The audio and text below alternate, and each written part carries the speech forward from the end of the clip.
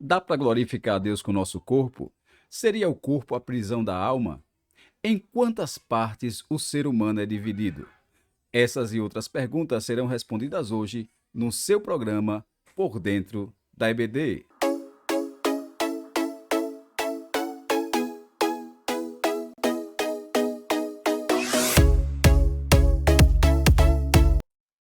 A paz do Senhor Jesus Cristo, povo lindo e abençoado de Deus. Seja muito bem-vindo ao seu programa Por Dentro da EBD. Esse que vos fala, evangelista Fernandes Silva, professor da Escola Bíblica Dominical e seu amigo. Eu quero convidar você para, junto comigo, darmos seguimento ao nosso estudo dessa lição maravilhosa, a lição desse trimestre, a Igreja de Cristo e o Império do Mal. Como viver neste mundo dominado pelo espírito da Babilônia. A cada lição, nós temos desfrutado de um conhecimento ímpar, maravilhoso, verdadeira ferramenta de Deus para que nós possamos combater e vencer as dificuldades desse tempo presente. E eu quero te convidar para vir junto comigo, para que nós, nesse momento, possamos estudar a nossa lição de número 9. A nossa lição de número 9, ela promete muito, tem muita coisa boa de Deus, né? A lição de número 9, uma visão bíblica do corpo. Nós vamos estar estudando essa importante lição. Quero te convidar para nós iniciarmos a nossa aula dessa semana. Vamos iniciar a nossa aula com uma oração, rogando a Deus a sua presença, a sua graça e a sua direção. Então eu te convido nesse momento para, junto comigo, nós orarmos. Vamos falar com Deus. Ore junto comigo. Pai, em nome de Jesus, nós queremos te agradecer, meu Senhor, por esta oportunidade tão maravilhosa que o Senhor nos concede de poder estar na tua presença, para juntos aprendermos da tua palavra. E a minha oração, Senhor, é que através do teu Espírito nos seja dada a capacidade, Senhor, de transmitir com graça, com ousadia, com sabedoria, Senhor, a revelação da tua palavra. Toma nas tuas mãos este homem, esta mulher, este aluno, esta aluna, este professor, esta pessoa, Pai, que vai estar conosco nessa ministração. Que o Senhor abençoe poderosamente e seja conosco, confirmando mais uma vez, mais uma aula, Pai. Muito obrigado por tudo. É o que nós te oramos e te agradecemos. Em nome de Jesus. Amém. E graças a Deus.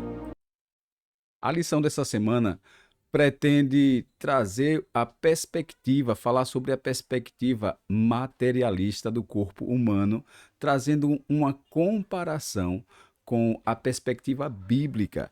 E, por final, nós estaremos concluindo que o ser humano foi criado para a glória de Deus. Então a lição ela promete muito. Vem comigo, vamos juntos aprender dessa importante lição, lição de número 9 da nossa Escola Bíblica Dominical. A lição de número 9, uma perspectiva bíblica do corpo humano. Lição de número 9, uma visão bíblica do corpo. E nós vamos estar já entrando aí no nosso texto áureo. O texto áureo da nossa lição, que aparece aí na tela, diz assim: mas o corpo não é para a prostituição, senão para o Senhor, e o Senhor para o corpo. 1 Coríntios, capítulo 6 e o versículo 13, a parte B. Parte B. Verdade prática. O corpo é o templo do Espírito Santo, e por isso deve ser conservado em santificação até a volta de Cristo. A leitura bíblica em classe nós vamos encontrar registrada em 1 Coríntios, no capítulo 6, do versículo 12 até o versículo 20. Leiamos. Todas as coisas me são lícitas, mas nem todas as coisas convêm. Todas as coisas me são lícitas, mas eu não me deixarei dominar por nenhuma.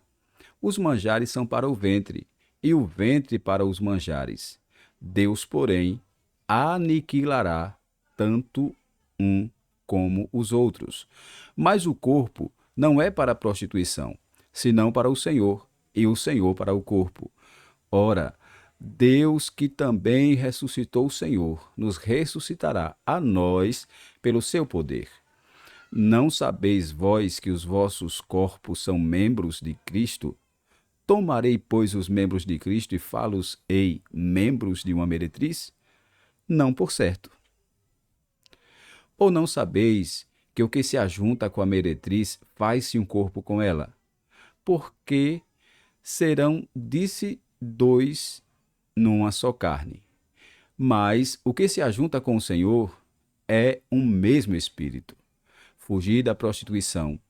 Todo pecado que o homem comete é fora do corpo, mas o que se prostitui peca contra o seu próprio corpo.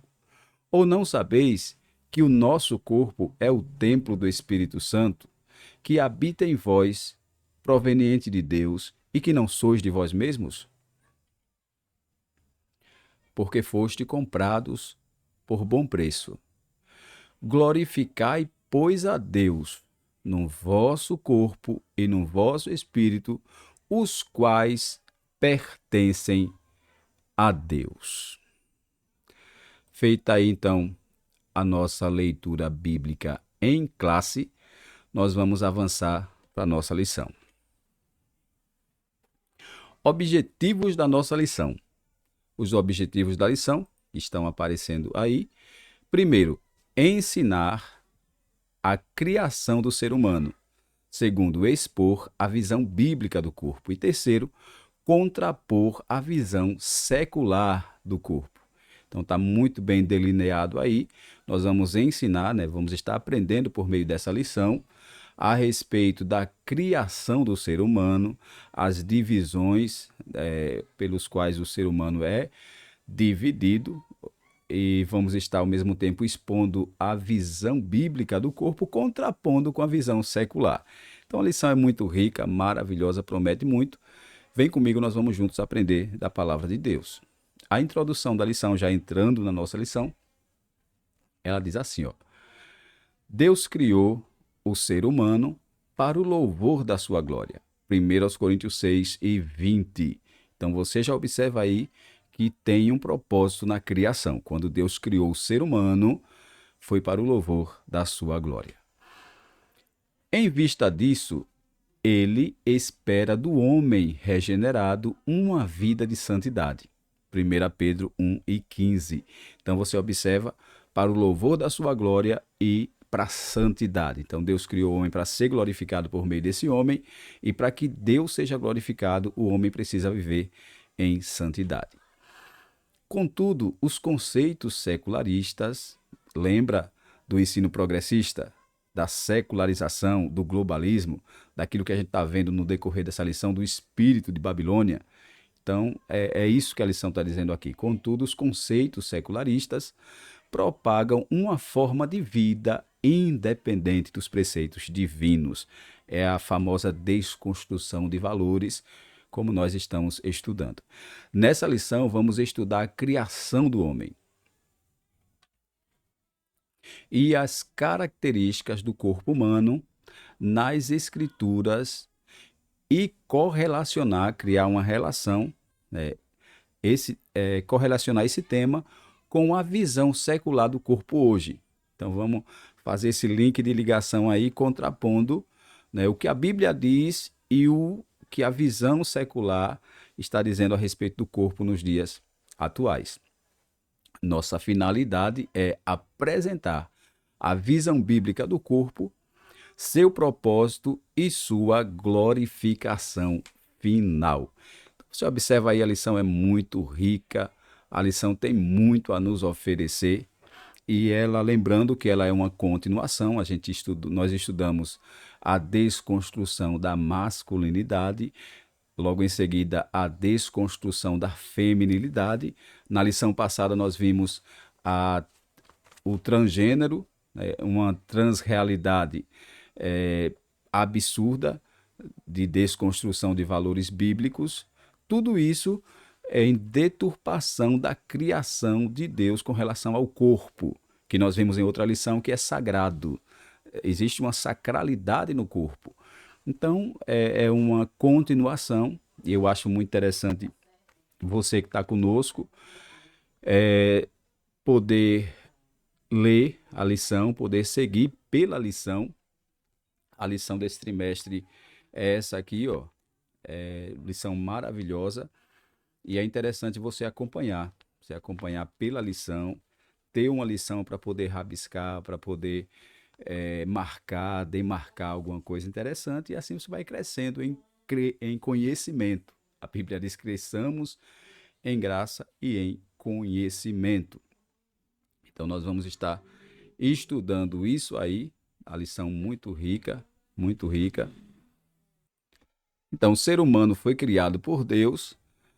Toda a constituição humana, quer seja espírito, alma, corpo, como nós vamos estar estudando na lição, Deus criou com o propósito de louvor da sua glória, para que por ele seja glorificado. E a maneira pela qual Deus é glorificado é quando esse corpo vive em santidade. É a santificação do corpo, visando o objetivo da glorificação final, que é o que nós vamos estar estudando aí, quando esse corpo corruptível, que está sujeito a se desgastar, que está sujeito a ter um prazo de validade, ele for revestido, trocado, substituído por um corpo glorificado, um corpo glorioso. É isso que a gente vai estar vendo então nessa lição aí. A lição promete muito, aperta o cinto, vem comigo. Nós temos muito a aprender dessa tão maravilhosa lição dessa semana. Vamos prosseguir? A palavra-chave da nossa lição é corpo, estrutura física de um organismo vivo, o homem e o animal, englobando suas funções fisiológicas. Então está aí uma definição muito bem colocada aqui de corpo, e é isso que nós vamos estar então estudando. É a palavra-chave da nossa lição. Tópico 1. Tópico 1 da lição, tá? Pode acompanhar aí pela lição. A criação do ser humano. O subtópico 1, a origem da raça humana.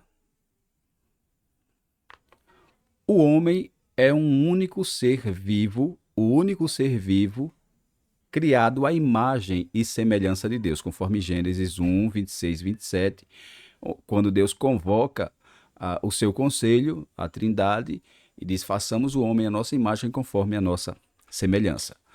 Por isso, nossa declaração de fé ensina que fomos criados por um ato sobrenatural, imediato, e não por um processo evolutivo. Você já ouviu falar da teoria da evolução de Charles Darwin? Na verdade, não tem fundamento científico, e muito menos, basta ter um pouco de sanidade, um pouco de inteligência para você imaginar a perfeição que existe na obra criada, em tudo que existe em nossa volta, né? Todos os organismos, a própria vida humana, tá? É tão perfeita, tão harmônica, tão complexa, mas ao mesmo tempo tão simples e tão frágil, que não dá para ser fruto do acaso. E a declaração de fé das Assembleias de Deus, que é uma importante obra, então ela declara isso, interpreta isso, né, de acordo com textos bíblicos, que nós fomos criados por um ato sobrenatural, imediato, e não por um processo evolutivo. Então, o ser humano, ele é obra de uma criação, e essa criação, ela é sobrenatural, tá? Ela não obedece a direcionamentos naturais, é sobrenatural, porque é uma criação divina, e ao mesmo tempo, você vê o relato bíblico, né, que Deus criou o homem do pó da terra. A própria ciência comprova isso, porque no corpo humano existem os metais que existem na terra, o ferro, o zinco, o cobre. Então, tudo que existe de metais na composição terra estão presentes no corpo humano, E isso é a ciência comprovando a Bíblia. E, ao mesmo tempo, você percebe também a Bíblia dizer que foi soprado no homem, Deus soprou no homem o espírito de vida e ele se tornou alma vivente. Então, existe uma parte física, mas também existe uma parte espiritual. Existe uma parte material e existe uma parte invisível do homem. E tudo isso não é fruto de um processo evolutivo. Não, isso aí é criação divina e esse ato de criação divina foi algo feito imediato, não foi um processo evolutivo. Evolutivo, não. Deus criou de forma imediata. E é isso que a lição vai estar então trazendo para nós. Trazendo para nós. Assim, o homem Adão, aqui no original hebraico, foi formado do pó úmido da terra, conforme Gênesis 2:7.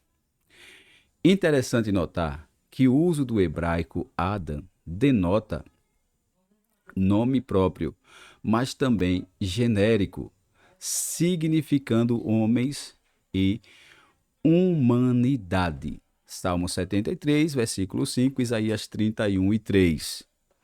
Isaías 31:3.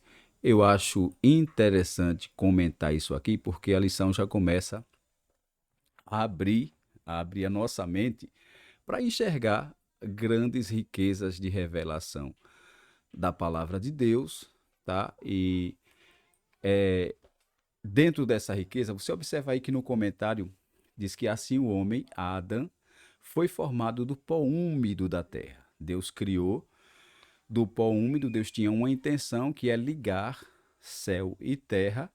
Então Deus tira da terra a parte do pó e Deus vai formar aí o corpo humano, né, o barro, do barro, vai modelar, vai dar forma, mas existe uma outra parte que é o sopro de Deus, que é o divino, o do céu, o celestial. Então o homem ele tem essas duas naturezas, a natureza de baixo, a natureza da terra, a natureza adâmica, e ele também vai ter o sopro de Deus, né? A natureza espiritual. Então não dá para se ignorar nenhuma e nem outra. Existe o visível, que é o corpo, mas também existe o invisível, que é o sopro de Deus. Interessante notar que o uso do hebraico Adam denota nome próprio, mas também genérico, significa homens e a humanidade. Logo, a expressão aqui está falando da criação de um homem, mas também esse homem sendo a origem da humanidade. Ambos, então, vindo aí do pó da terra, do pó da terra. Então, isso aqui é muito interessante observar isso. Voltando aqui para a lição, aí prossegue o comentário. Logo, Adão foi o primeiro homem a ser criado, conforme Gênesis 2:15, 19 e 20, e Eva a primeira mulher formada do corpo de Adão, conforme Gênesis 2, 22 e 3:20. 3:20. Além disso, homem e mulher são descritos como criaturas da terra. Porém, Deus soprou em seus narizes fôlego da vida. É o que a gente falou. Então, há uma diferença aqui dos animais, que é interessante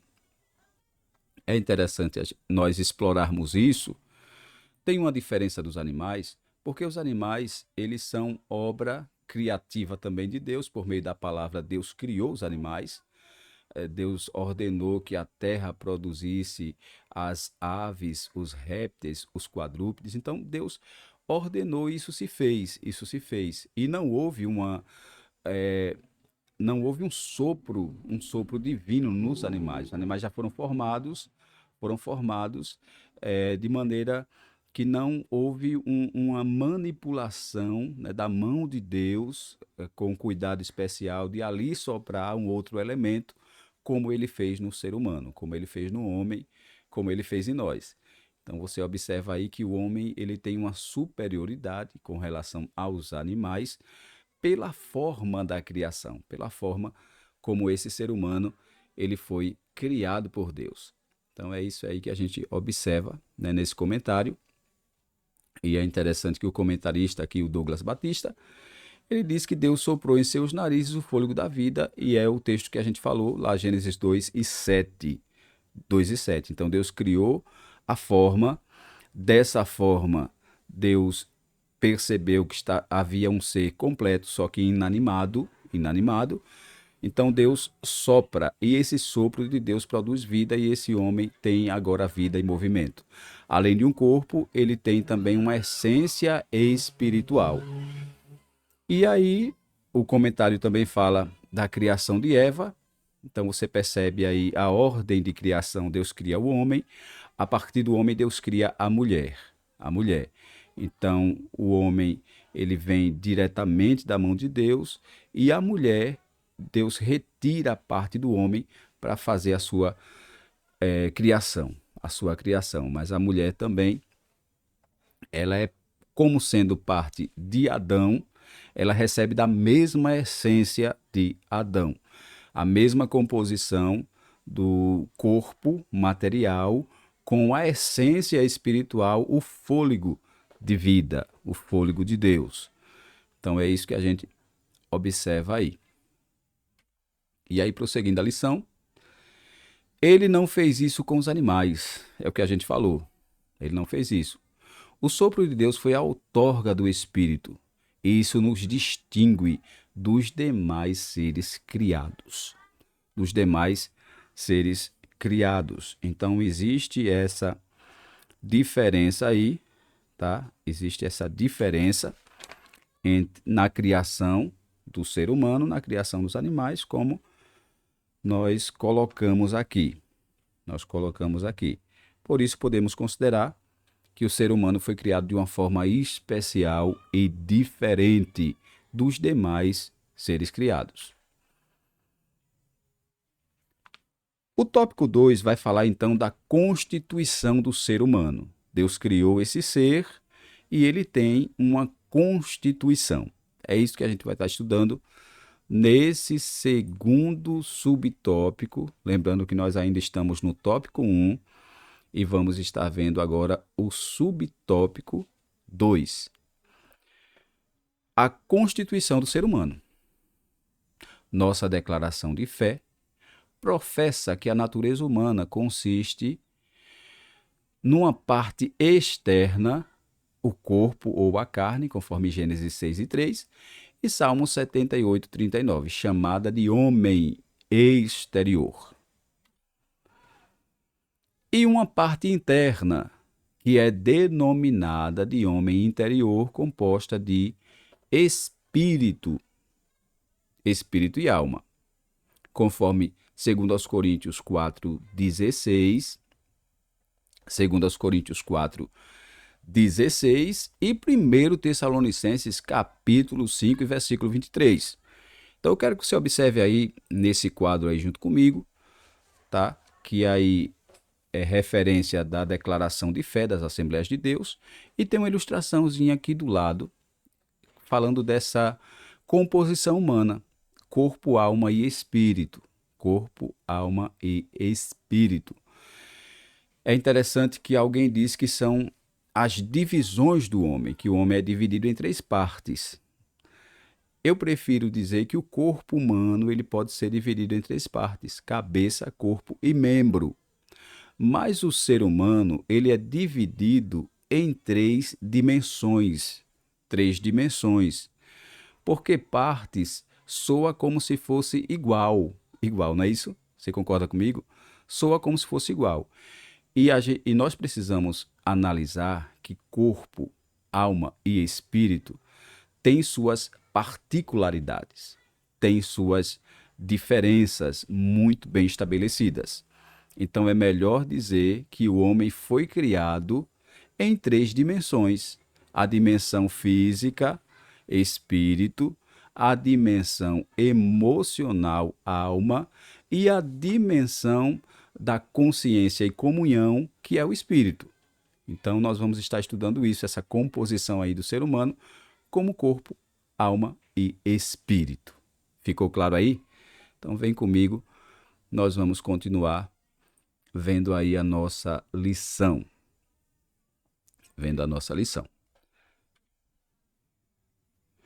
Lembrando que o texto de 1 Tessalonicenses, capítulo 5, 23, 1 Tessalonicenses, capítulo 5 e 23, ele diz algo interessante. Eu sei que você, de repente, já sabe de cor, sabe de qual é esse texto, mas eu vou colocar aqui na tela para você poder ler junto comigo.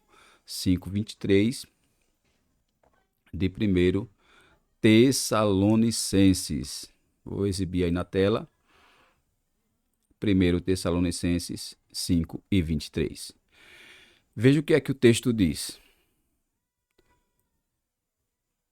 Que o próprio Deus da paz,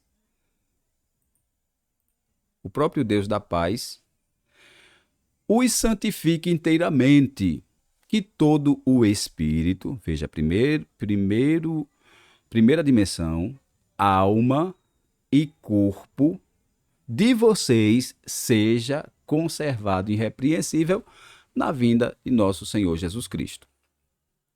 Então está bem claro aqui, né, Paulo falando dessa composição humana: espírito, alma e corpo. Isso aqui é chamado de tricotomia. Então, o ser humano, ele é um ser tricotômico. Ele tem é dividido em três dimensões. Então, isso é tricotomia. Não é como alguém disse que o ser humano ele só tem duas divisões ou duas dimensões, que é espírito, corpo e alma. E coloca espírito e alma como se fosse uma única coisa. Nós vamos estar vendo no decorrer da lição que são três as dimensões do corpo humano. Então o texto aí é bem claro. Prosseguindo, essa constituição humana é denominada de tricotomia, isto é, três substâncias, espírito, alma e corpo, conforme Hebreus 4:12. Hebreus 4:12. Esse texto aí é interessante nós olharmos aqui. 4:12 de Hebreus. Veja o que é que o texto diz. Porque a palavra de Deus é viva e eficaz. Eu vou colocar para você ler junto comigo. Embora a gente saiba de cor, mas é muito bom quando nós temos a oportunidade de estudar a Bíblia lendo a Bíblia. Vai fazer toda uma diferença. Pois a palavra de Deus é viva e eficaz e mais afiada que qualquer espada de dois gumes. Ela penetra ao ponto de dividir alma e espírito, juntas e medulas, e julga os pensamentos e intenções do coração. Então veja aí que a parte imaterial do homem, ou seja, a parte invisível e espiritual do homem, está muito bem dividida aqui, está muito bem delineada aqui. O escritor aos Hebreus, que não sabemos ao certo quem foi, mas alguém atribui a Paulo, mas isso não vem ao caso. Mas eu quero que você enxergue aqui a visão que ele tem, né, dessa composição espiritual, dizendo que a palavra de Deus ela é viva e eficaz e mais afiada que qualquer espada de dois fios, e ela penetra até dividir alma e espírito. Então, alma e espírito não é uma única coisa na composição. Alma e espírito têm suas particularidades, tá? Que a lição ela nos apresenta. Então, volta aqui para o nosso quadro e você vai ver junto comigo que essa constituição humana ela é denominada de dicotomia, isso é, três substâncias espirituais, melhor dizendo, espírito, alma e corpo.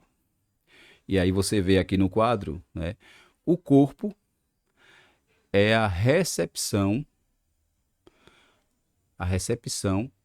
o instinto e a expressão. A alma, na alma está a mente, a vontade e a emoção, tá? Vai falar dos sentimentos, vai falar das expressões de vontade, de mente, de pensamento. E tem o espírito, onde fica a intuição. A intuição ela é a voz do Espírito. E muitas das vezes, quantos de nós temos uma intuição de não fazer uma viagem, de não pegar um transporte, de não tomar uma atitude? E muitas vezes a gente avança o sinal e você percebe que daqui a pouco você sofre o dano. E você para pensar, eu deveria ter seguido a minha intuição. Então a intuição ela acaba sendo a voz do Espírito, do nosso Espírito, se comunicando e dando uma direção. Então, a consciência, quem eu sou, né? A consciência própria, quem eu sou, a minha visão de pessoal, tá? Então, tá aí no Espírito. E a comunhão, comunhão com Deus, comunhão com os outros, ela vai acontecer aqui na área do Espírito. E aí, o exemplo dessa estrutura pode ser observada na pessoa de Cristo. Na pessoa de Cristo, você observa então esse modelo aqui de estrutura, corpo, alma e espírito. E aí tem as referências aí, você pode ver na sua Bíblia, Lucas 23 e 46 e 24, 39. É interessante você analisar depois na sua Bíblia aí. Mas aí, prosseguindo a lição, tá? A gente está falando dessa divisão do homem em 3 dimensões, corpo, alma e espírito. E Jesus é o modelo perfeito, tá? Para a gente poder nortear nossa vida e aprender com o modelo de Jesus. A Bíblia de Estudo Pentecostal leciona que o nosso espírito é o componente pelo qual se tem comunhão com o Espírito de Deus. Observe isso aí. Enquanto a nossa parte física, o corpo, ela vai servir para externar o que acontece por dentro. Se estamos alegres, né? Se a alma, por exemplo, ela foi tocada com a emoção da alegria, então a nossa expressão física, facial, ela vai demonstrar isso. Os nossos olhos vão demonstrar a tristeza, nós choramos quando existe lá um sentimento de tristeza. Então o corpo vai ser uma forma de externar, de colocar para fora o que está acontecendo dentro. Então é interessante analisar essa perfeição, essa sincronia que existe entre o corpo, a alma e o espírito. Então o corpo vai ser essa parte de externar o que está acontecendo interiormente. Através do corpo, as emoções vão ser colocadas em evidência, a comunhão vai ser colocada em evidência. O corpo ele é esse involucro, né? Esse envelope da alma e do espírito. E é interessante analisar, esse quadro aqui ele ilustra muito bem, eu vou até ampliar aqui para ficar mais fácil de você poder acompanhar. Veja aí o que é que o quadro ele mostra para nós. Esse quadro aqui é extraído da Bíblia de Estudo Pentecostal e fala dessa relação do material, a relação espiritual, a relação consigo mesmo, tá? E a habitação do Espírito Santo. Então você observa aí no quadro que a relação material está no corpo, que é o que eu falei, né? O corpo vai externar, vai ser o meio de contato do ser com o mundo externo. É através do corpo que nós fazemos uso dos sentidos. E você sabe, desde o primário a gente aprende que nós temos 5 sentidos: a visão, a audição, o tato, o olfato e o paladar. Então tudo isso está no corpo, que é uma forma de externar, né? de fazer esse contato com o mundo físico em nossa volta. É a relação material. Existe a relação consigo mesmo, a relação consigo que está na alma, que essa é a relação natural. Veja aí que o quadro deixa isso muito bem.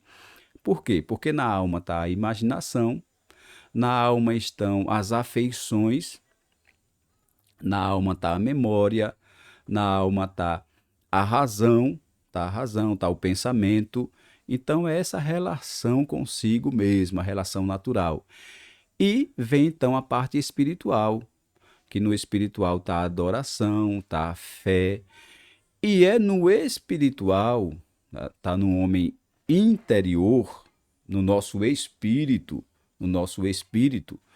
que nós temos a habitação do Espírito Santo. A habitação do Espírito Santo.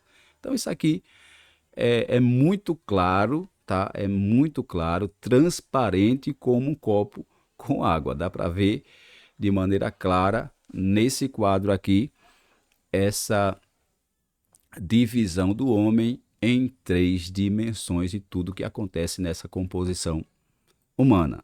Deu para entender aí? Vamos prosseguir? Então, observe, prosseguindo aí a nossa lição.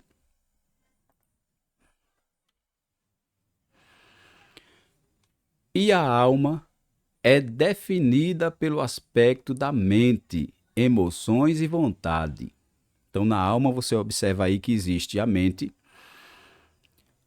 a vontade e a emoção. Mente, vontade e emoção. Você já ouviu falar de doença da alma? É justamente quando essa parte da composição humana ela sofre desajustes, desarranjos, tá? Por exemplo, quando a alma se choca com o corpo e essas emoções, essa vontade, essa mente, ela é bagunçada por alguns acontecimentos. Então, a depressão, ela vem daí, as fobias, elas vêm daí, tá? São, na verdade, as doenças da alma. Mas dá para ver de maneira clara aqui que é na alma que está a mente, a vontade e as emoções. O corpo é a parte que volta ao pó e que, no caso dos salvos, será transformado no dia da ressurreição. É interessante você analisar comigo isso aqui, essa declaração. Veja que o autor, ele fala que o corpo, ela é essa parte que foi tomada do pó. Lembra que quando Deus decidiu criar o homem, ele tirou do pó da terra. Então, essa parte que foi tirada do pó, lá em Eclesiastes diz que voltará ao pó. Voltará ao pó. O pó volte à terra como era e o espírito volta a Deus que o deu. A Deus que o deu. Então, irmãos, Eclesiastes 12 e 7, ele ilustra isso muito bem. Ele diz, e o espírito e o corpo volte, o pó volte à terra como era, né? Eclesiastes 12, 7, e o espírito a Deus que o deu, Eclesiastes 12 e versículo 7. Então você observa que essa composição humana, ela é justamente como a Bíblia ela nos mostra. Tá aí o texto, tá para a sua meditação de Eclesiastes 12 e 7. O comentário da lição, voltando aí para o comentário, ela diz então isso: o corpo é a parte que volta ao pó e que no caso dos salvos será transformado no dia da ressurreição. Então não termina a história humana no pó. Não é no pó que termina. O corpo volta ao pó, é o ciclo natural da vida. O homem nasce, cresce, reproduz e morre, tá? Como criatura humana, mas existe uma eternidade. Lembra da parte imaterial, da parte invisível que o homem tem? Essa parte aí não morre, essa parte é eterna. Deus soprou no homem a eternidade, a eternidade. Então, e é interessante que mesmo esse corpo que vai para o pó, o comentário ele diz que será transformado no dia da ressurreição. Da ressurreição. 1 Coríntios capítulo 15 e o versículo 52, ele fala dessa verdade. 1 Coríntios 15 e 52 fala de maneira clara dessa verdade. Veja aí o que é que o texto bíblico diz em 1 Coríntios capítulo 15 e 52. No momento, no abrir e fechar de olhos, ao som da última trombeta, pois a trombeta soará, os mortos ressuscitarão incorruptíveis e nós seremos transformados. Então veja aí a promessa da ressurreição, da incorruptibilidade, da transformação do nosso corpo. Louvado seja Deus, engrandecido seja o nome do Senhor. Mais à frente, Paulo vai dizer no versículo 57, mas graças a Deus que nos dá a vitória por nosso Senhor e Salvador Jesus Cristo. Então essa é a nossa esperança.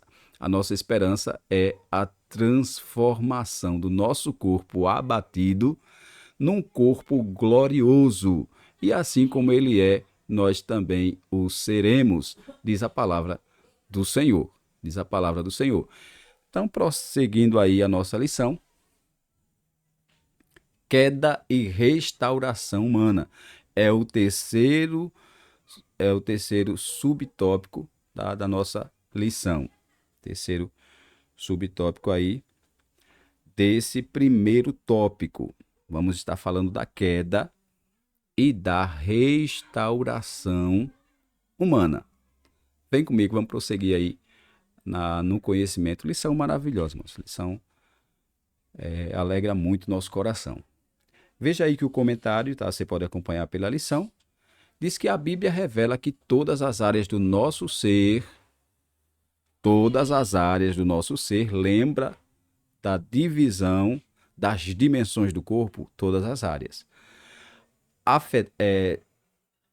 As áreas de nosso ser foram afetadas pelo pecado. Romanos, capítulo 7, versículos 20 ao 23.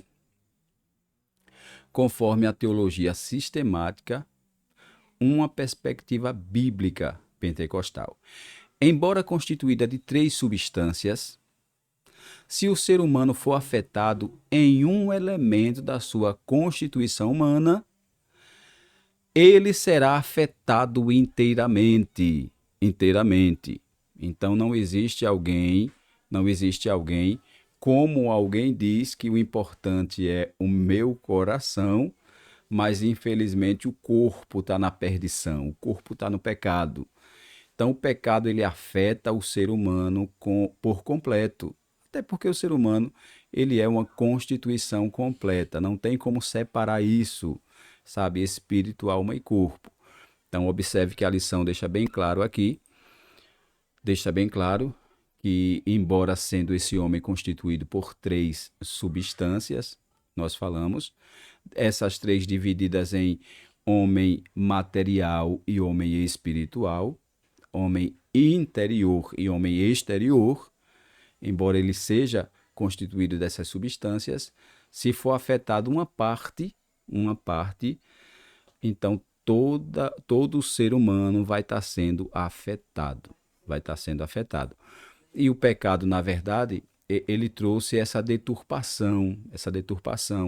Alguém, por exemplo, peca com as mãos, né? Pegando, vamos colocar aqui o caso de um ladrão que roubou alguma coisa, furtou alguma coisa de alguém. Então ele fez com as mãos, teve uma participação do corpo, né? Os pés foram até lá, a visão participou vendo o melhor ângulo, a melhor forma, mas a mente também criou o pensamento, o planejamento, como é que vai fazer.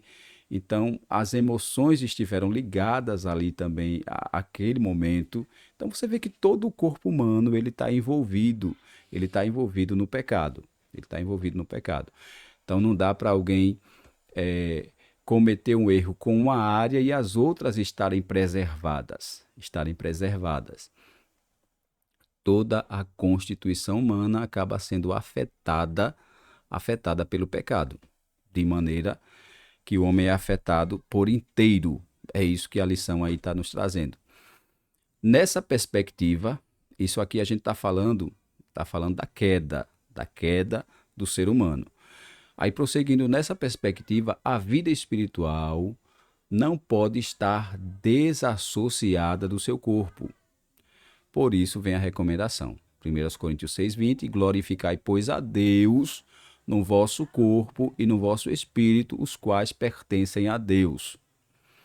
E é interessante que a lição aqui, ela está falando de algo que era comum já no tempo de Paulo, que era o maniqueísmo, que infelizmente era uma crença, uma filosofia de que o corpo é mau, então se justificava o erro cometido por alguém, dizendo que o corpo ele é de essência contrária, ele é mau por natureza, então não se deve incriminar alguém por um mal, sendo que esse mal é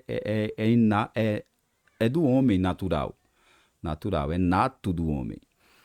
Porque foste comprados por um bom preço, né? Paulo diz, glorificai, pois, a Deus no vosso corpo e no vosso espírito, os quais pertencem a Deus. Pertencem a Deus. Então, é uma obrigação, tá, do cristão glorificar a Deus com esse corpo. Tudo bem que esse corpo, nós vimos em outras lições, nós temos a herança maldita do pecado, que fala da nossa tendência a errar, tendência a pecar, mas podemos, quando nós entregamos a nossa vida para Jesus, nós recebemos uma nova criação de Deus. Nós fomos regenerados, gerados outra vez. Então, esse corpo agora dá para glorificar a Deus e devemos glorificar a Deus com o nosso corpo e no nosso espírito.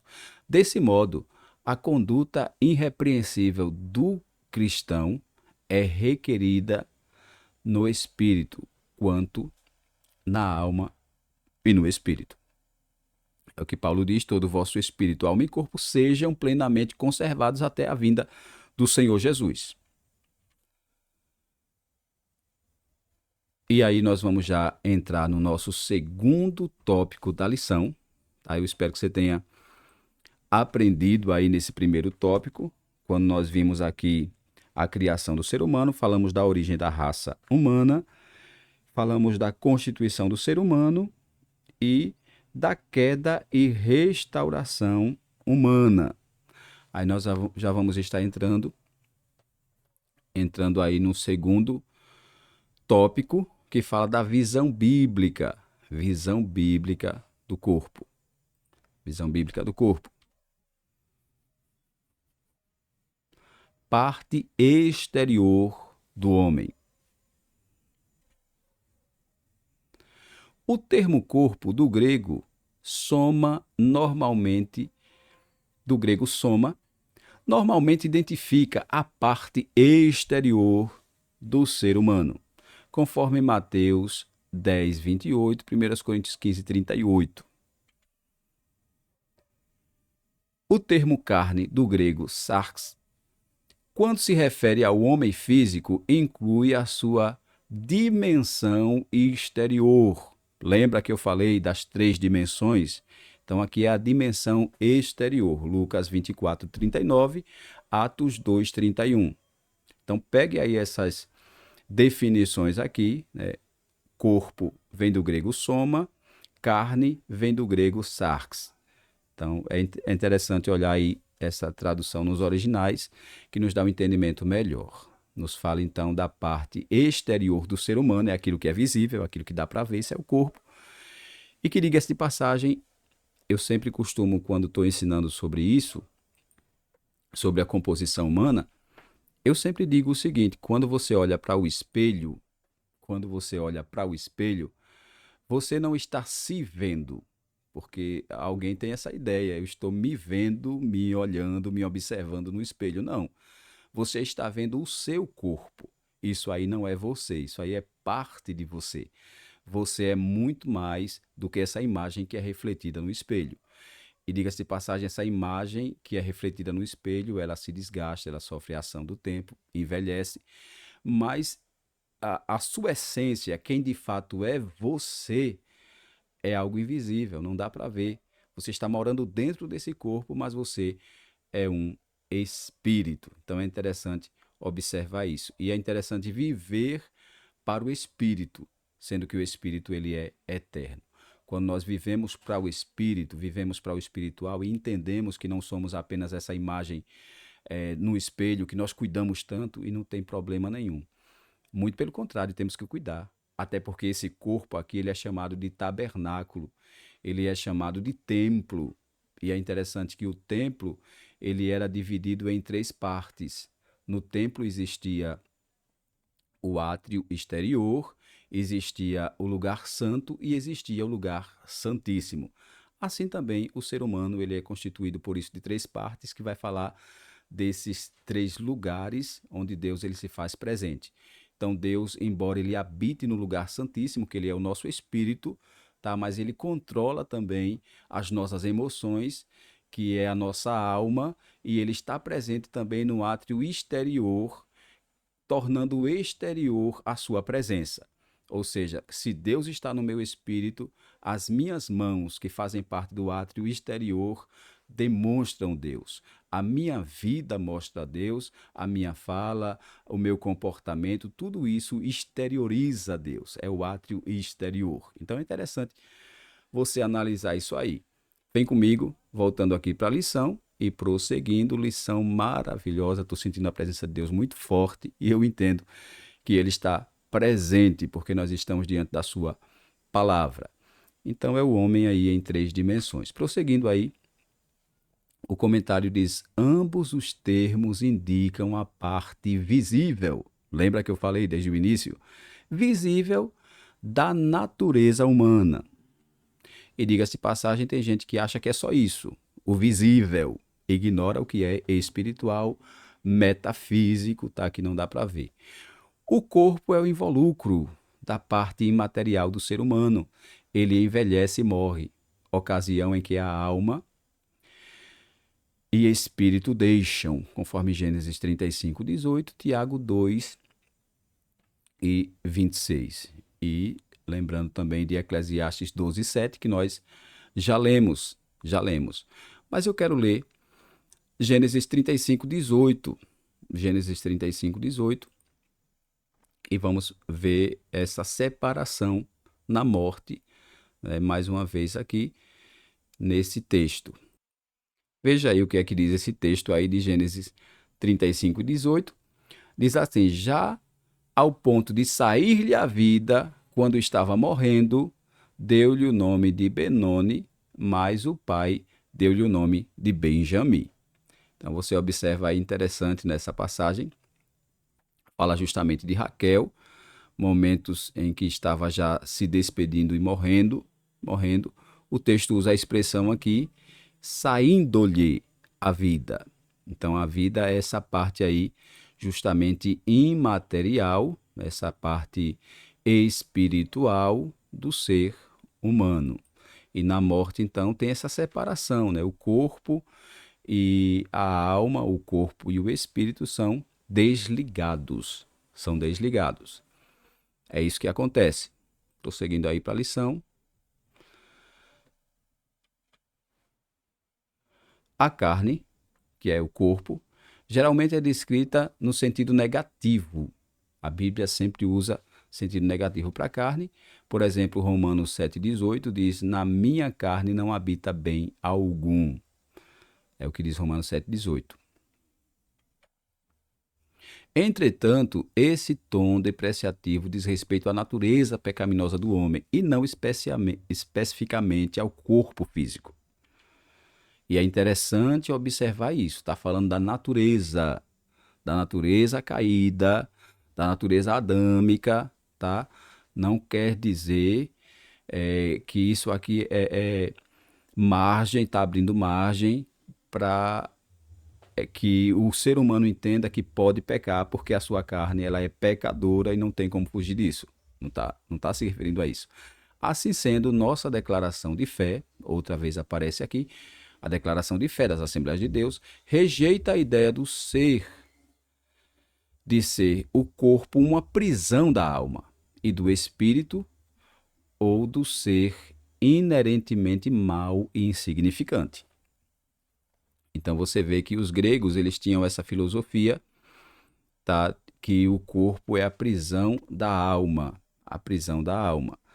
E na verdade não é. O corpo dá para glorificar a Deus, dá para viver de maneira correta, fazendo o uso correto do nosso corpo. O corpo não é mal por natureza e uma prisão da alma, como as filosofias costumam trazer então essa ideia. Prosseguindo aí, desse modo, o corpo físico é o involucro, o envelope das partes imateriais, conforme Gênesis 35:18, Daniel 7:15. Você pode depois ver esses textos. Distinção entre o espírito, alma e corpo. Está aí bem claro. O gênero desse corpo é definido pelo sexo. Nós vimos aí na lição passada, né, a lição do transgênero, o sexo de criação geneticamente determinado homem e mulher, conforme Gênesis 1:27 e 2:24. 2:24. Então, esse corpo, ele tem de maneira clara, uma definição sexual, masculino, feminino, e não tem uma outra opção. É masculino, feminino, Deus criou de maneira binária, macho e fêmea. Então aí nós vimos, né, o primeiro subtópico do tópico 2. Nós vamos estar vendo aí então o segundo subtópico, templo do Espírito Santo. Templo do Espírito Santo. Nós vimos a parte exterior do homem e agora nós vamos estar entrando aí nessa parte templo do Espírito Santo. A Escritura declara que o corpo não é para a prostituição, senão para o Senhor, conforme 1 Coríntios 6:13, parte B. Isso significa que o corpo pertence ao Criador e a ele deve ser unido. 1 Coríntios 6:17. 6:17. Nesse sentido, essa parte material do salvo deve ser santa e usada para a glória de Deus. Em 1 Coríntios 6, lemos que os corpos dos salvos são metaforicamente membros do corpo de Cristo. 1 Coríntios 6:15, conforme Romanos 12:4 e 5. Não sabeis que os vossos corpos são membros de Cristo? E eu, porventura, tomaria os membros de Cristo e os faria membros de meretriz? Absolutamente não. É isso que Paulo ele diz. Por isso, eles não devem praticar atos imorais. Aqui o cristão é exortado a não pecar contra o próprio corpo. 1 Coríntios 6:18. Pois um resgate de alto preço foi pago por Cristo. Foi pago por Cristo.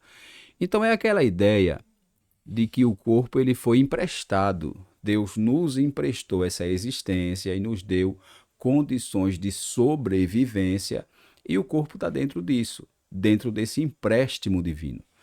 E uma vez que Deus nos emprestou, nós não podemos usar o nosso corpo de maneira irresponsável, principalmente contra Deus. Principalmente contra Deus.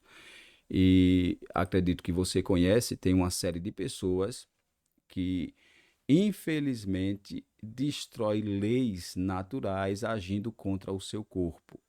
Por exemplo, um viciado que se lança nas drogas, que infelizmente perde noites, muitas das vezes praticantes de esportes radicais, com o desejo de quebrar leis naturais, expõe então o seu corpo a perigos, a riscos, tá? E sempre está então indo de contra aquilo que é uma realidade, que o nosso corpo foi emprestado, foi emprestado.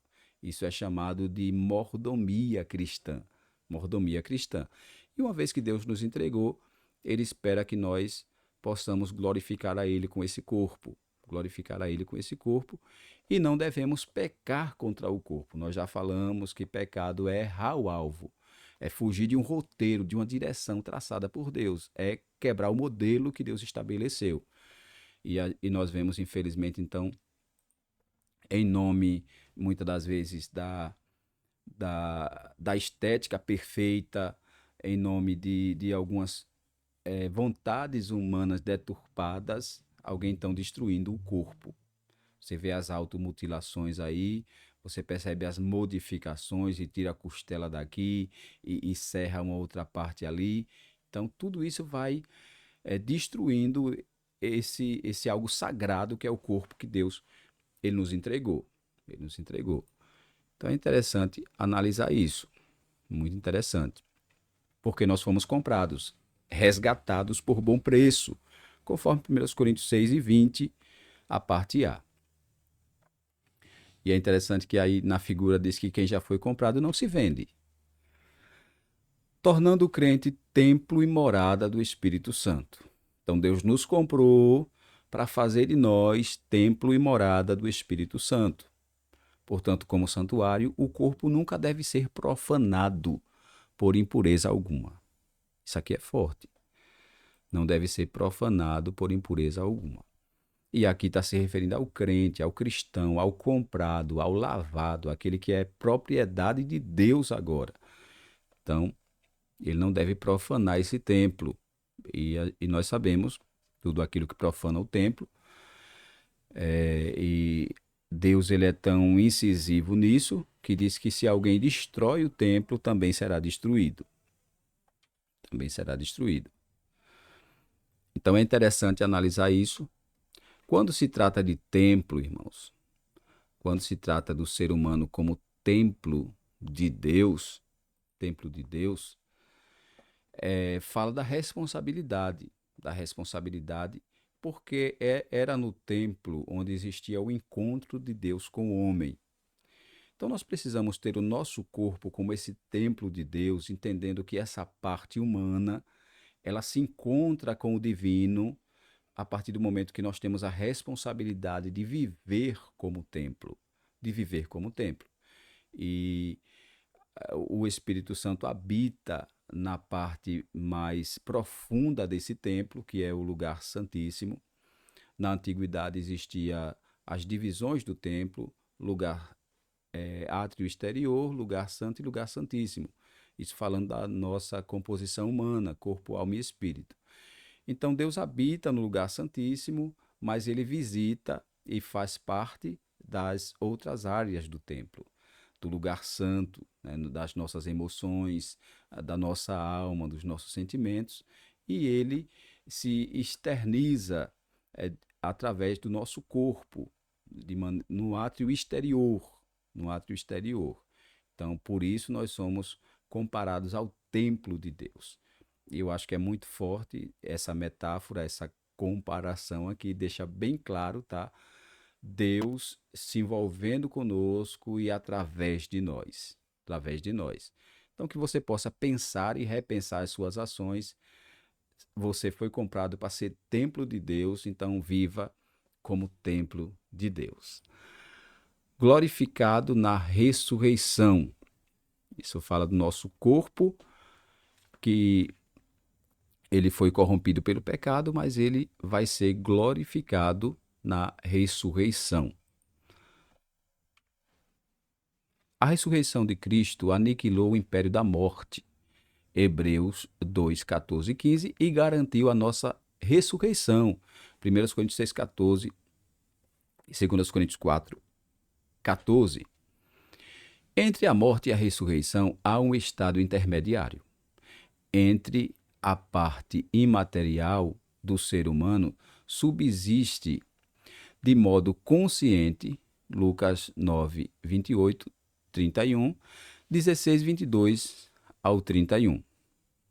Então é interessante que entre a morte e a ressurreição existe o estado intermediário que na Bíblia nós notamos antes da ressurreição de Jesus era o seio de Abraão, hoje é o paraíso.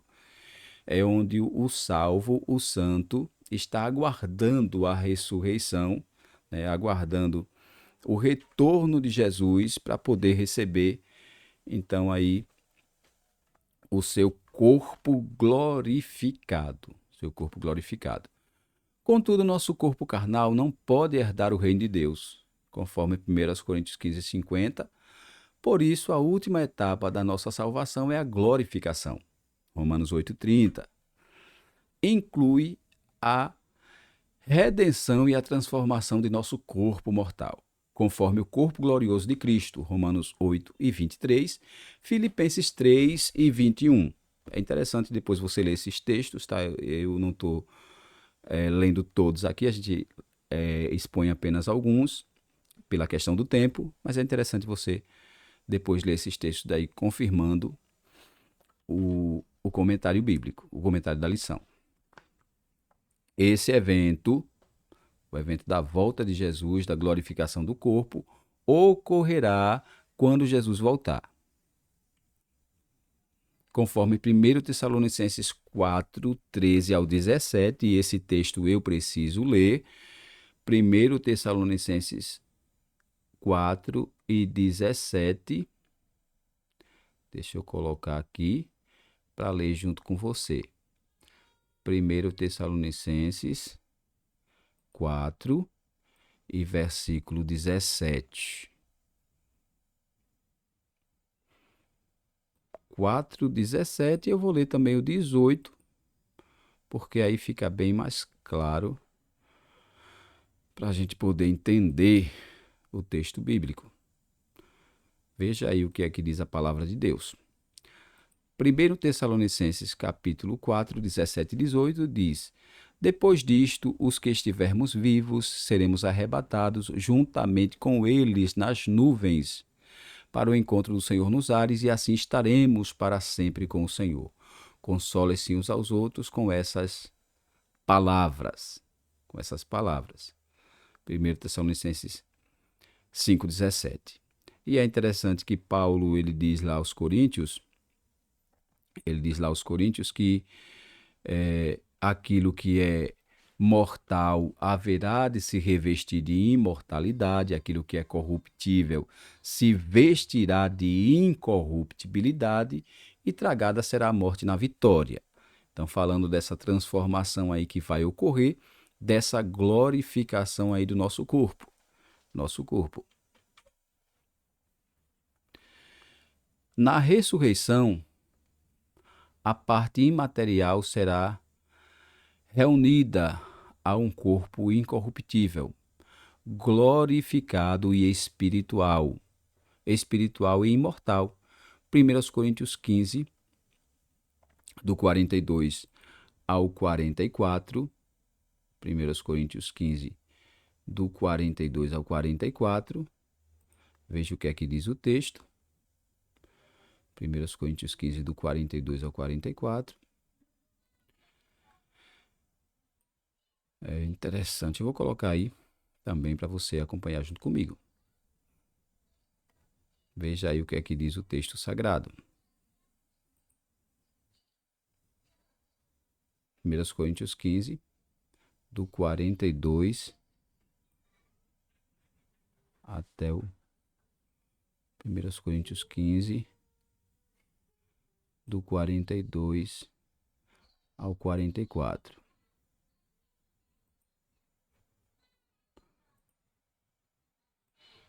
Do 42 ao 44.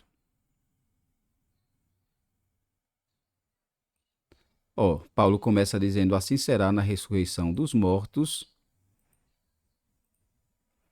É semeado em desonra. O corpo é semeado. Assim será com a ressurreição dos mortos. O corpo é semeado, é perecível e ressuscita imperecível. Isso aqui é a NVI, Nova Versão Internacional. E aí diz, é semeado em desonra, ressuscita em glória, é semeado em fraqueza, ressuscita em poder. É semeado o corpo natural e ressuscita um corpo espiritual. Se há um corpo natural, há também um corpo espiritual. Tá bem claro, né? Bem claro. Então será essa troca, né, que nós vamos ter de um corpo limitado, de um corpo fadado ao tempo, limitado pelo espaço, um corpo que envelhece, um corpo que tem suas limitações, será trocado então pelo um corpo glorioso. Corpo glorioso. Então é isso aí que a lição ela está falando, dessa glorificação do nosso corpo. Isso vai acontecer na volta do Senhor Jesus. Na volta do Senhor Jesus. Assim, a morte é o último inimigo a ser vencido, conforme 1 Coríntios 15 e 26. 15 e 26. E já vamos entrar para o último tópico da nossa lição. O tópico 3. O tópico 3. Nós falamos aqui no primeiro tópico sobre a criação do ser humano.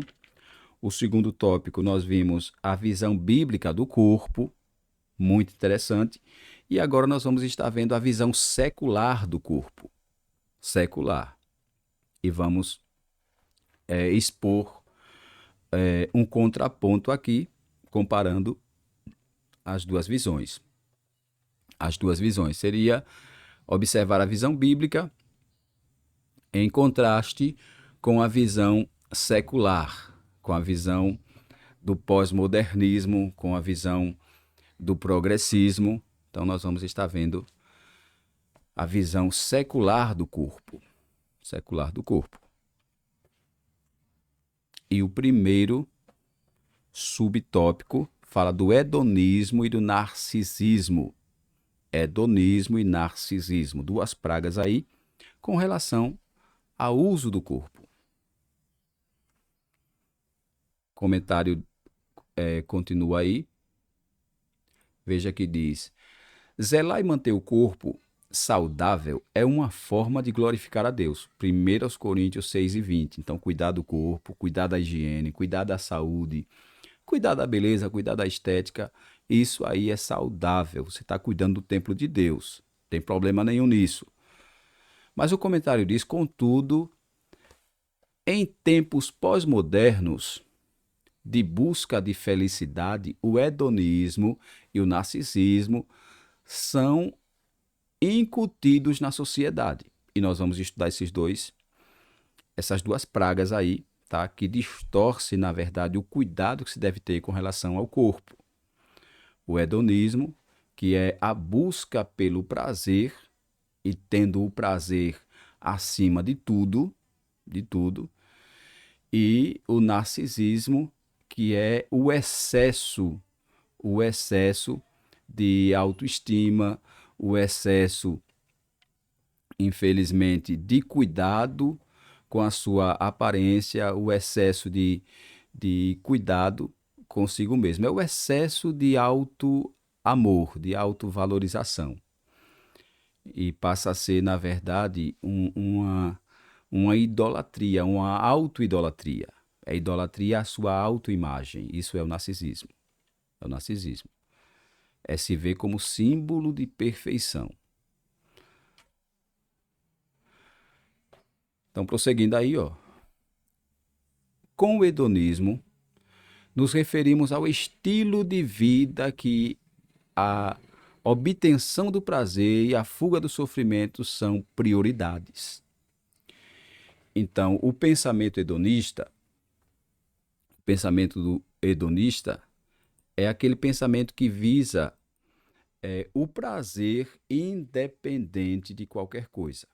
Então, dá prazer, lembra que nós falamos muito do relativismo, Então, quem tem um pensamento hedonista sempre relativiza as coisas. Não quer saber se é certo ou se é errado. Quer saber se dá prazer. Vai me dar prazer? Então faz. Porque a busca do prazer está acima de tudo. A busca da autossatisfação. A busca da autorrealização. Então, esse é o pensamento, é a filosofia hedonista. É a busca pelo prazer independente de qualquer coisa. É o prazer inconsequente. É o prazer irresponsável, é a busca pelo prazer, é a busca pelo prazer. E veja que o comentário, então, diz que com hedonismo nos referimos ao estilo de vida em que a obtenção do prazer e a fuga do sofrimento são prioridades. Então, está em primeiro lugar, está em primeiro plano. Nesse aspecto, tudo é permitido. Se dá prazer, tem permissão. Então, dá para se absorver isso desde que dê prazer. É a busca pelo prazer. E essa busca pelo prazer, nós vimos aí nas outras lições, que leva o ser humano a quebrar padrões, leva o ser humano a destruir a imagem de Deus no ser humano. Leva o ser humano, então, a se distanciar de propósitos divinos para a sua vida, para a sua criação, para a sua moral, para a sua ética, tudo pelo prazer. E aí, partindo então aqui para o narcisismo. Com o narcisismo, aludimos ao amor excessivo que uma pessoa tem por si própria. Você já ouviu falar de amor próprio, né? Amor próprio. Todos nós devemos ter. E diga-se de passagem, o amor próprio é que vai determinar o amor que devemos ter para com as outras pessoas. Veja que Jesus, ele disse que nós devemos amar o próximo como a si mesmo. Então, primeiro, você tem que se amar, tem que existir o amor próprio. Porque quando você dá amor para alguém, mas não se ama, então existe um problema aí, tem uma distorção de realidade aí, tá? Então tem que se amar, tem que se valorizar, não tem problema nenhum nisso. O problema está nos excessos. O problema está nos excessos. E o narcisista, ele vive nos excessos. Então, ele vê na sua imagem aquilo que para ele já satisfaz. Ele não se importa com mais nada nem com mais ninguém. Ele se importa com a sua imagem, com o seu eu. É o egoísta. Então, está ligado ao egoísmo, ao egocentrismo. Então, é isso que a gente observa. Você lembra, então, que essa expressão narcisismo, né, vem de uma filosofia greco-romana, que é o Narciso, que é aquele jovem que ele vai tomar água e ele observa aí na figura dele na água e, segundo a mitologia, ele fica encantado com aquela imagem ao ponto de não ouvir mais ninguém. E existia então uma jovem que tinha uma atração por ele, que era chamada Eco, e ela vai chamar por Narciso, vai gritar por ele, mas ele não responde porque ele fica fascinado pela sua imagem. Ele fica fascinado por ele mesmo.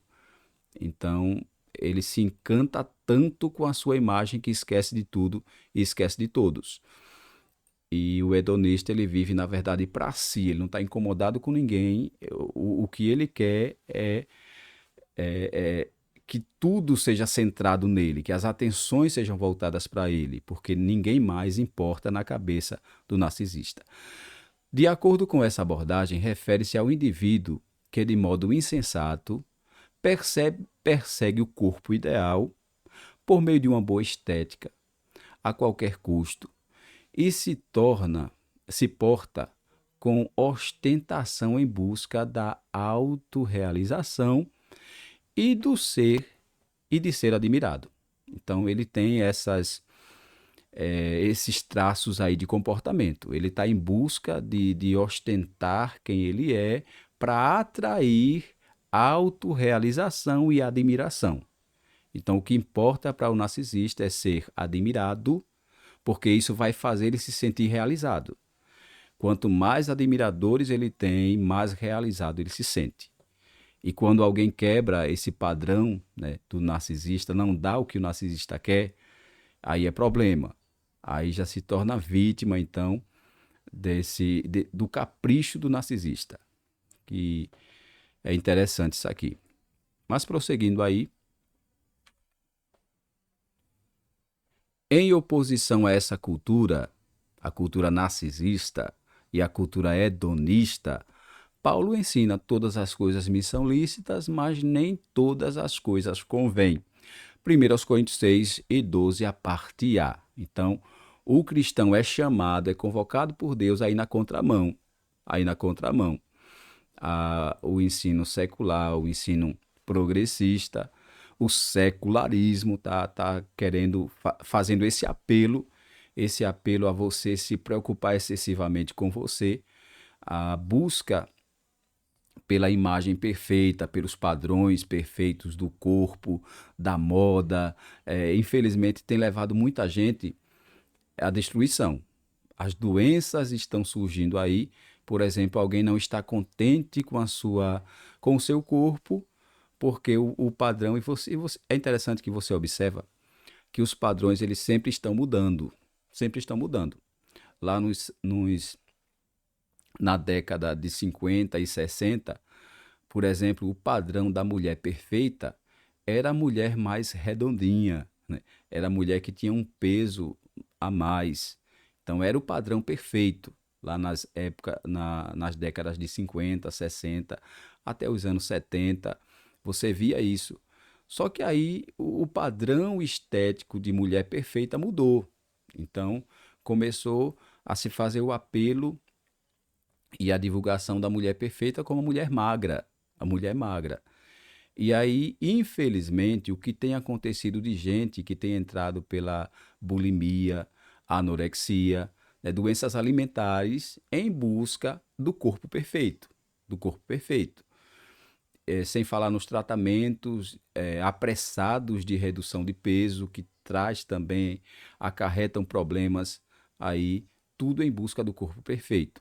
Sem contar naqueles homens que muitas das vezes não têm o corpo físico, atlético, aquele porte, e aí então parte para os anabolizantes, vão usar as famosas bombas, né, que são, na verdade, produtos para ser injetados em animais, e aí essa pessoa que está em busca do corpo perfeito, essa pessoa que está em busca da autorrealização de uma imagem perfeita, que quer atrair admiração e atenção para si, destrói o seu corpo então com as drogas, com os anabolizantes, com os tratamentos, com, infelizmente, as cirurgias, tá?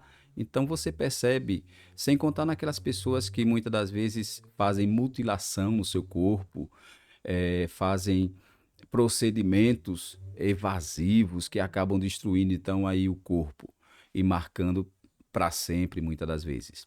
Então é de se pensar nisso, e é interessante que o apóstolo Paulo ele fala de uma contramão. Tudo me é lícito, mas nem tudo me convém. Então é preciso ir na contramão. Todas as coisas me são lícitas, né? 1 Coríntios 6:12, mas nem tudo me convém. Está ao meu alcance, né? Posso fazer, mas não faço. Paulo está mais ou menos dizendo assim: eu não sou todo mundo. Não é porque todo mundo está fazendo que eu vou fazer. Não é porque existe um padrão de moda que foi estabelecido que eu vou ter que usar aquele padrão de moda. E é interessante que eu já analisei, a maioria das pessoas são alienadas. Alienadas pela moda, alienadas pela cultura, alienadas por esse mundo. E Paulo, ele já dizia, lá escrevendo aos Romanos, capítulo 12: não vos conformeis com este mundo, mas transformai-vos pela renovação do vosso entendimento. Ou seja, quando nós temos uma mente renovada, uma forma de pensar fora do padrão do mundo, fora da caixa, fora da curva, então nós vamos na contramão. Deixa todo mundo fazer e nós sermos considerados como antiquado, como retrógrado. Não, vamos continuar na contramão, porque nós fomos chamados para fazer a diferença e tem que existir diferença. Então é interessante se analisar isso aí. Mas prosseguindo a lição, veja o que é que diz aí o segundo subtópico do nosso último tópico, fala da erotização e libertinagem. Erotização e libertinagem. E o comentário vai dizer assim: ao formar o ser humano, Deus também criou a sexualidade. Gênesis 1, 27 e 28. Deus criou a sexualidade. Portanto, não se trata de algo impuro. O pecado não está no sexo. Nós vimos isso desde as lições passadas. O problema não é o sexo, o problema é o propósito, é a perversão do propósito. E nós falamos, principalmente na lição passada, que Deus criou o sexo com dois propósitos. O propósito da procriação, procriar, crescer e multiplicar, encher a terra, e o propósito da recreação, recreação dentro do casamento. Dentro do casamento. Então, é para o casal se sentir feliz na prática. E nisso, quando o sexo é usado no modelo correto, no padrão bíblico, que é o heterossexual, tá? É o heterossexual, que seria a união sexual do macho e da fêmea, do homem e da mulher, tá? E dentro do casamento, instituído por Deus, né? Instituição divina, que é o casamento.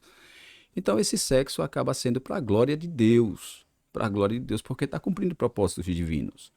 Quando se quebra isso, quando é um sexo fora do casamento, que a Bíblia vai chamar, então, de sexo impuro, que tanto pode ser o sexo da pornografia, pode ser o sexo do adultério, pode ser o sexo, infelizmente, da, da depravação sexual, da depravação sexual. Então isso aí não é aprovado por Deus. Mas quando ele é feito de maneira correta, dentro do modelo bíblico, ele glorifica a Deus. Veja que a lição aí, ela prossegue, nossa declaração de fé, leciona que a relação sexual não só para procriar, mas também para o prazer, é o que nós falamos, né, os dois propósitos do sexo, dentro dos limites do matrimônio e do uso natural do corpo. É interessante observar isso, matrimônio e uso natural do corpo. Matrimônio, quer dizer, as cercas do casamento, foi Deus que uniu, então está aprovado por Deus a prática sexual dentro do matrimônio e do uso natural do corpo, que aí é o que a gente viu, a naturalidade da sexualidade, o macho e a fêmea, o modelo correto da sexualidade. Então, quando o sexo é dentro disso aí, dos limites do matrimônio e do uso natural do corpo, conforme Romanos 1, 26, 27 e Hebreus 13, 4, então esse sexo aí é aprovado por Deus. Aí, prosseguindo a lição. Todavia, em nossos dias, a erotização do corpo é explorada nas mídias, artes, música e literatura. Então, existe esse apelo aí à erotização do corpo. Isso nós vemos de todo jeito e através da mídia, dos jornais, através das propagandas, das novelas, dos filmes, dos programas de entretenimento. Então, está de maneira escancarada aí a erotização sendo divulgada. E o que é a erotização? É esse apelo ao sexo de maneira antibíblica, de maneira não aprovada por Deus. Então é interessante se analisar isto.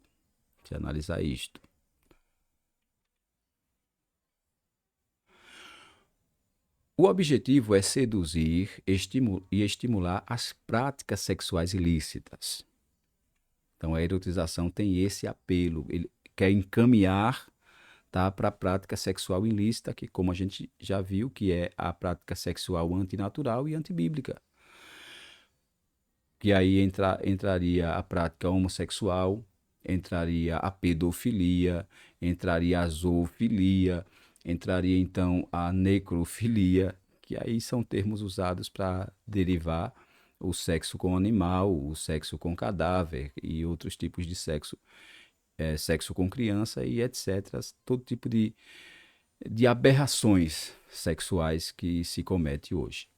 Então, tudo isso, esse apelo aí, né, a erotização tem encaminhado as pessoas para práticas sexuais ilícitas.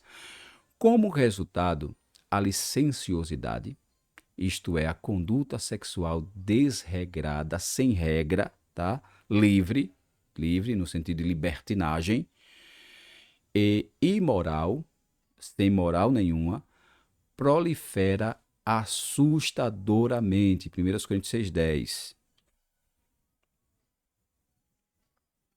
Diante disso, o apóstolo Paulo adverte: todas as coisas me são lícitas, mas eu não me deixarei dominar por nenhuma delas.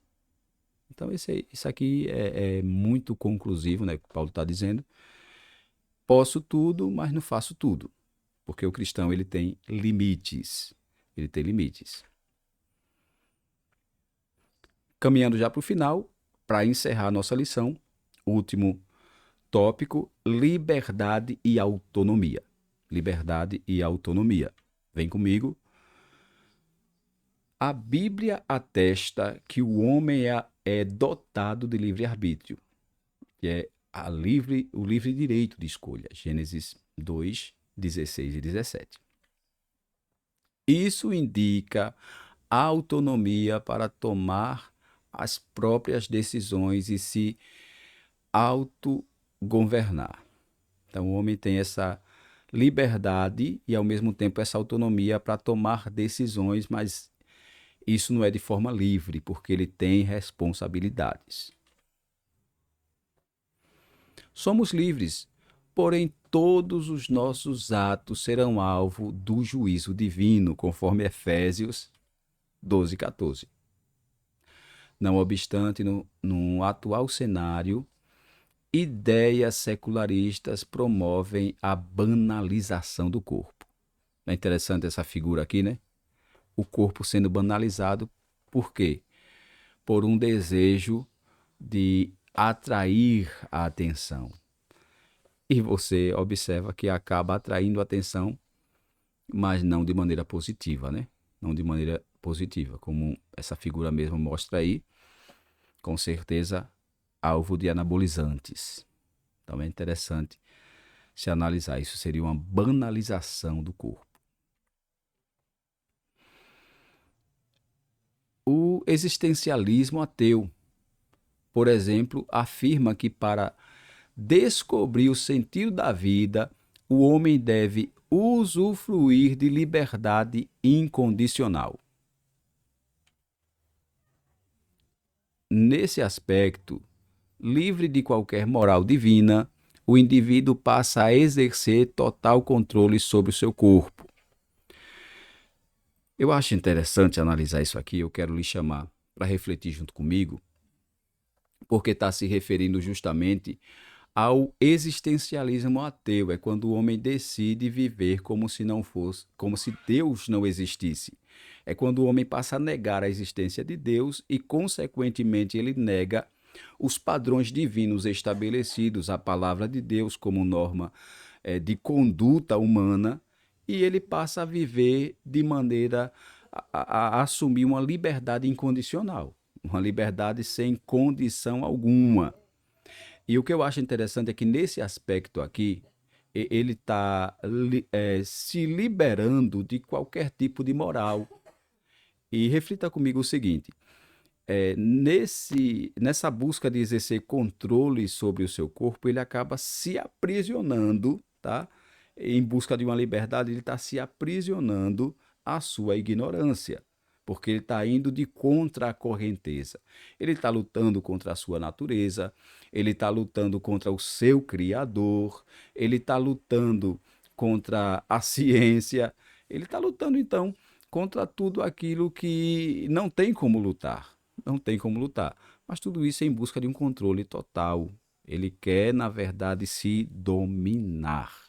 Se dominar.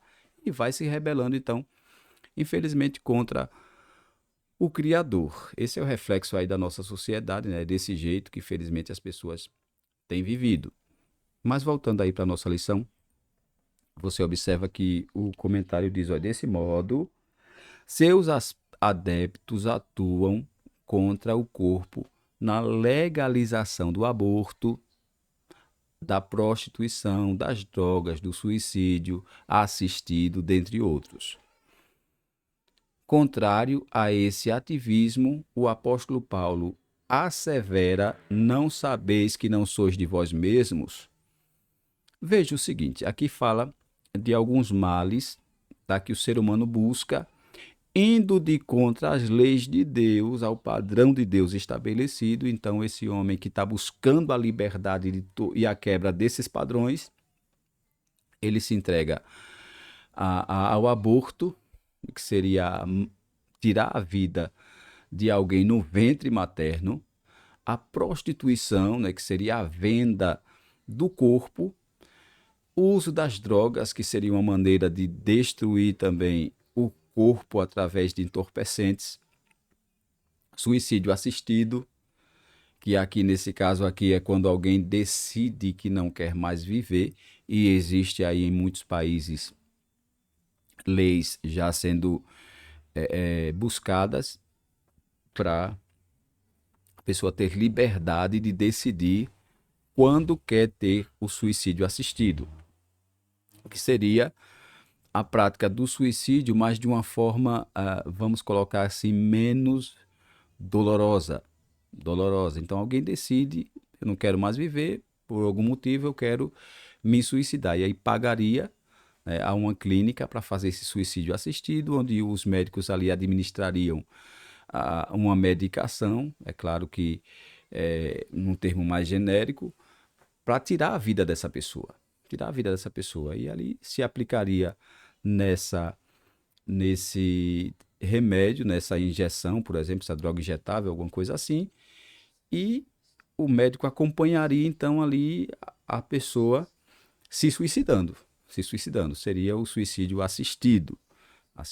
Então veja só até onde o ser humano busca liberdade, e uma liberdade que só parte para a destruição, dentre outros. E é interessante que aqui o comentário diz que, contrário a esse ativismo, o apóstolo Paulo assevera: não sabeis que não sois de vós mesmos. Então Jesus comprou, e quem foi comprado não se vende. É isso que a lição ela deixa bem claro. E aí, já concluindo a nossa lição, vamos falar da conclusão da nossa lição.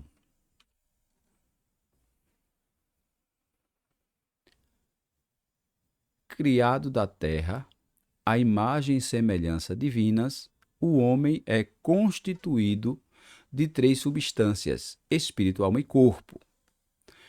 Nessa concepção, não podemos pecar com o corpo sem afetar o espírito e a alma. 1 Coríntios 6, 15 ao 17. O corpo é morada do espírito, que não habita em santuário impuro. 1 Coríntios 6, 18 e 19. Na vinda de Cristo, o corpo dos santos será glorificado. 1 Coríntios 15, 52. Assim, o corpo não deve ser tratado como algo pejorativo. O princípio do cuidado e santidade do corpo deve ser observado pelos que pertencem a Deus. 1 Coríntios 6 e 20. Graças a Deus. A nossa lição chega ao final, então que você possa meditar nisso, né, em tudo que nós aprendemos na lição dessa semana. Então Deus criou o ser humano com propósito. Dentro dessa composição humana, que o homem é dividido em 3 tempos: espírito, alma e corpo. Esse ser completo, né, dotado de uma natureza física visível e uma natureza espiritual invisível, deve glorificar a Deus. E a maneira de glorificar a Deus é quando nós vivemos em santidade e vivemos para a glória do nome do Senhor. Então, que você medite nisso. Deus te criou com propósito, e o propósito dele é ser glorificado através da sua vida. Espero que você tenha aprendido na lição de hoje, a lição muito boa, muito edificante. Se o Senhor permitir, próxima semana nós vamos estar de volta, né? Continuando aí a nossa lição. E eu quero lhe chamar para a lição da semana que vem, que nós vamos estar estudando a renovação cotidiana do homem interior. Muito importante, você não pode perder. Então vem conosco, próxima semana nós vamos continuar nessa lição importante, a lição de número 10. Que Deus abençoe poderosamente a sua vida. Se não for pedir demais, se você está aqui pela primeira vez, se inscreva no nosso canal, ative as notificações. Se você já faz parte aí da nossa comunidade Segundo a Glória, compartilhe esse vídeo para que alcance mais pessoas e que Deus possa te enriquecer poderosamente com todo o conhecimento divino e que você possa crescer em graça e em conhecimento. Que Deus te abençoe poderosamente. Se o Senhor disser que sim, estamos de volta próxima semana no seu programa Por Dentro da EBD.